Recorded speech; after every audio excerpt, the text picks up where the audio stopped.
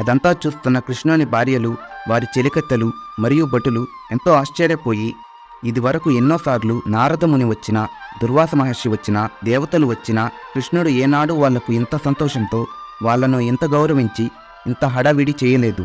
అసలు ఎవరి బ్రాహ్మణుడు అని ఒకరితో ఒకరు మాట్లాడుకుంటున్నారు. మరోవైపు కృష్ణుడు పరమ సంతోషంతో కుచేలుని భోజనశాలకు తీసుకువెళ్లి కుచేలుడి పల్లెంలో పంచభక్ష పరమాన్నాలు వడ్డించి కృష్ణుడు తన భోజనం చేస్తూ వారి బాల్యాన్ని గుర్తు చేసుకుంటూ తిన్నారు.